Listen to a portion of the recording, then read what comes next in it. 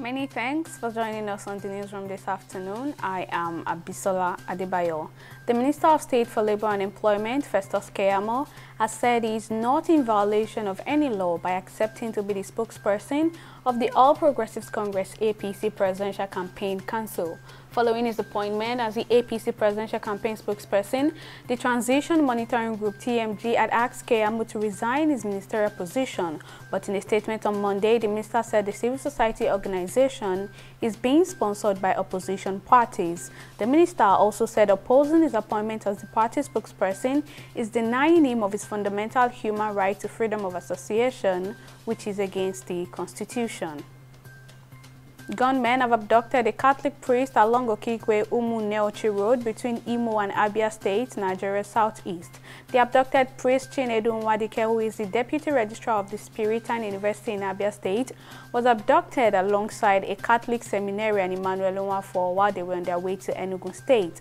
The Director of Communication of the Enugu Catholic Diocese, Benjamin Achi, while confirming the incident to newsmen, explained that the kidnappers are demanding a 50 million naira ransom.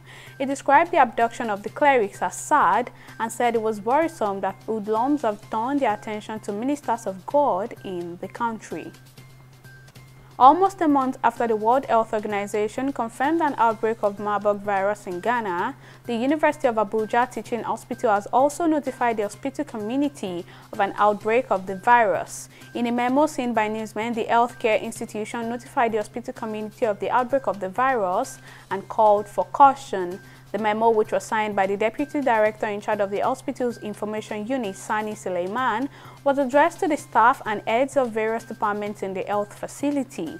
Confirming the authenticity of the memo to newsmen, the Deputy Director maintained that there is no cause for alarm. He thereafter advised Nigerians not to panic, insisting that the cases are still being investigated.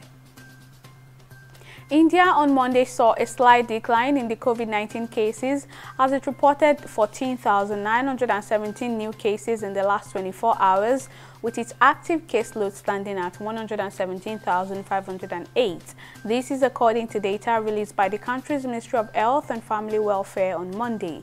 According to the update, an increase of 647 cases have been recorded in the active COVID-19 caseload in a span of 24 hours, adding that 32 fatalities were also recorded in the period. The ministry informed that the active caseload of the country currently stood at 0.27%, while its recovery rate is at 98.54%. The federal government has lost a total of 3 billion naira in revenue since it suspended the Abuja-Kaduna train services earlier in the year.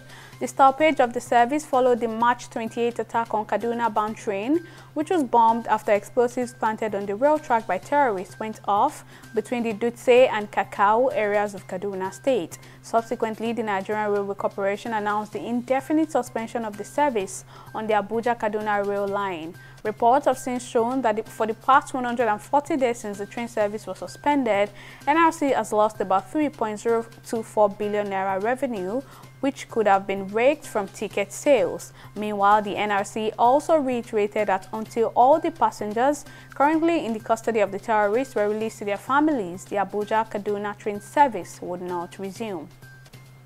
On the foreign scene, Kenya's electoral body has announced that the results of the country's much-awaited presidential election will be announced shortly. Preparations for the declaration are underway at the National Tallying Center in the country's capital of Nairobi.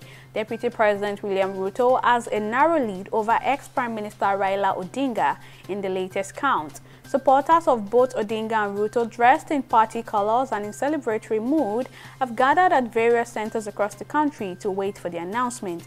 Both leaders have now urged Kenyans to be patient as they wait for the Independent Electoral Boundaries Commission to determine which of them will be the country's fifth president.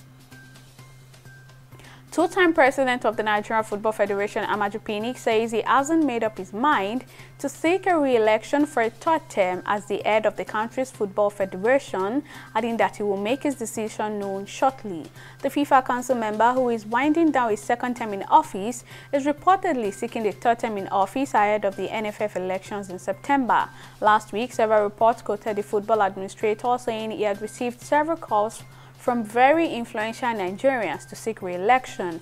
However, Pinnick, in an interview on Monday, admitted that there had been pressure on him to contest in the forthcoming elections, but added that it was yet to decide on whether to vie or not.